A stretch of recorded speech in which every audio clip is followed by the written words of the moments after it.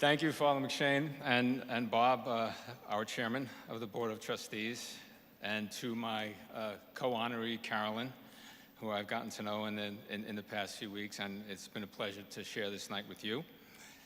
And I'd also like to obviously thank all of my fellow trustees, the university administration, the faculty, and of course, the most important folks, all of the students. And I must second Father Liz Manigan, way to go. Thank you so much.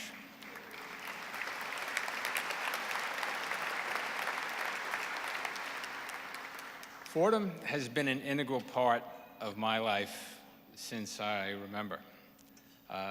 Mom and Dad came over from Ireland in the mid-1950s, got married, settled in the Fordham section of the Bronx, and raised 5 children.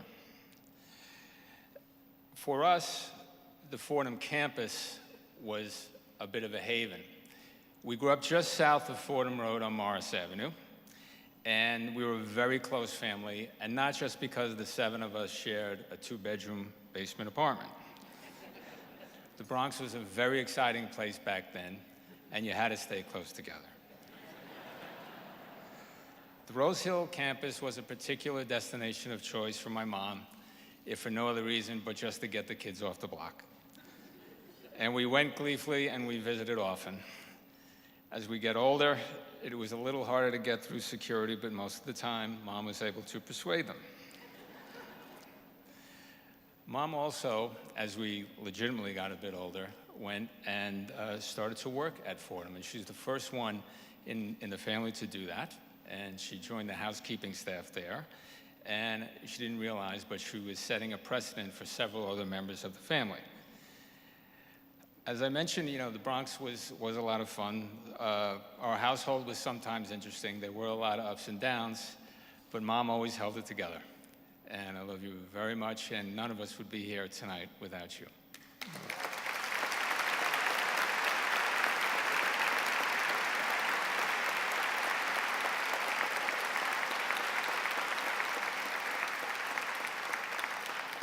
I want to thank my siblings. My brother Chris could not be here tonight, but Noel, Brendan, and Marie, and their significant others are all here, and I love you all very much, and thank you.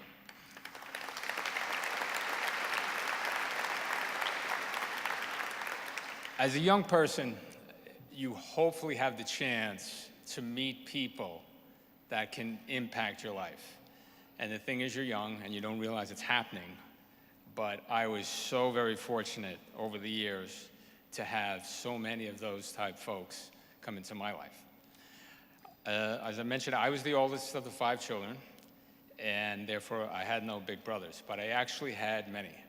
Some were older, some were a little younger, and I refer to them myself as the Fordham guys, and I'd just like to thank them briefly tonight. First, Gary Ryan, and Gary as first a coach, and then a mentor, and really a confidant and very strong father-type figure to not just myself, but to my other brothers as well, and a wonderful friend. Thank you so very, very much.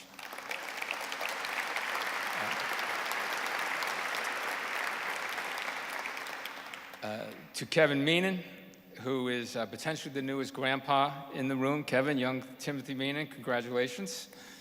Hopefully he'll find his way to Fordham at some point. Kevin is probably single-handedly responsible for getting me to go to Fordham.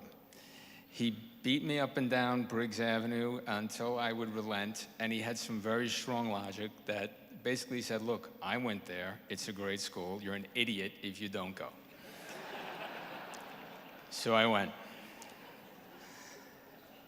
So as a freshman, I think it was the 2nd day of school that September, and I went walking toward Lombardi Center, and there was a very tall, athletic-looking guy standing there, and I went and I walked up and said, hey, I'm Steve McGuinness, do you play basketball? And that was my dear, dear friend, Mike McGonigal. And he looked at me kind of strange, and that was the beginning of a lifelong friendship. And Mike, if Kevin got me into school, Mike kept me there. Also, he and Anne-Marie, and at that table, and their 3 lovely daughters, In approximately a year's time, they'll have 7 Fordham degrees at that table. So congratulations.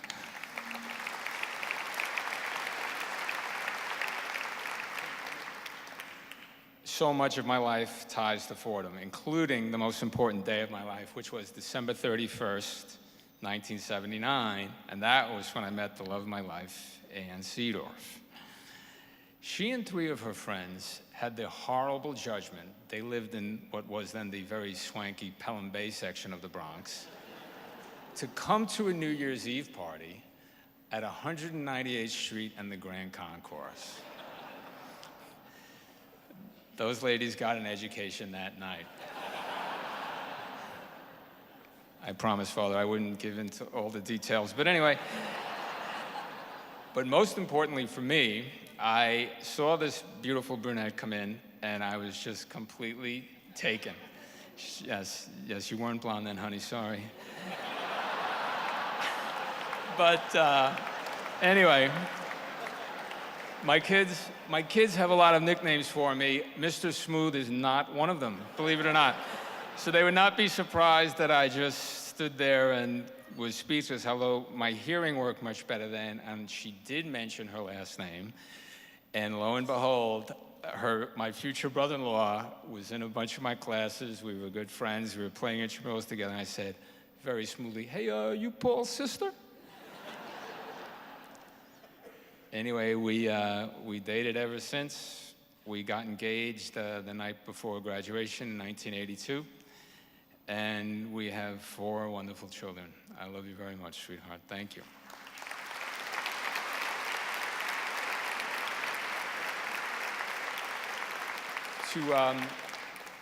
My daughter Jessica couldn't be here tonight. Honey, I miss you. We'll see you very soon.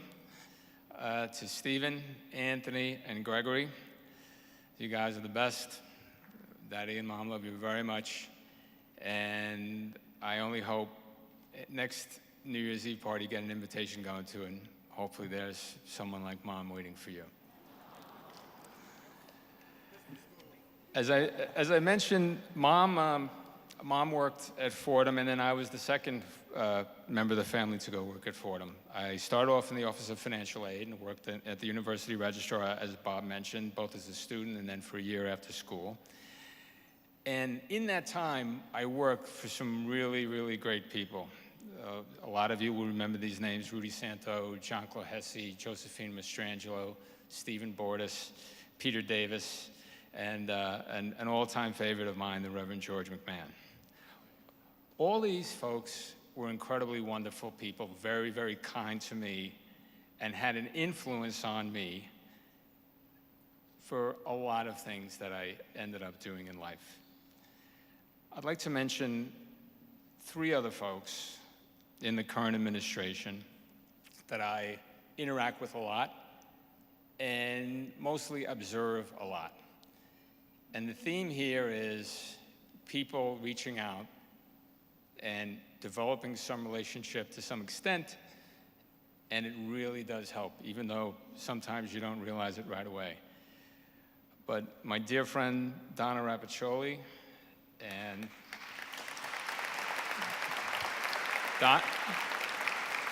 Donna's the dean of the Gabelli School of Business, and when you watch Donna at graduation and she's handing out the diplomas to the kids, and the interaction with virtually all of them, it's just amazing. She knows them, she cares about them, and most importantly, they have her to go to as a resource.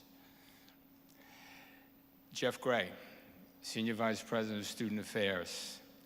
Very tough job today, in today's world.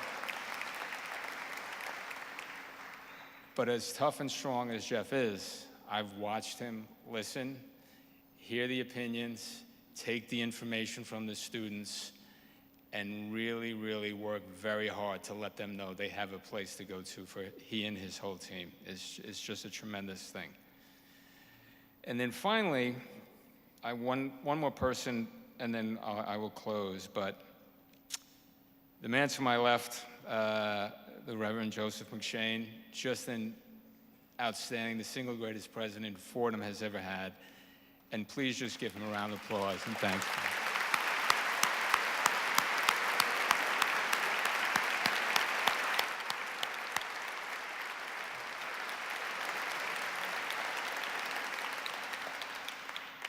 And to close, I wanted to extend a message or a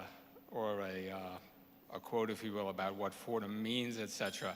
So I went to the wisest person I know, my son Stephen, despite he's just short of 28 years old.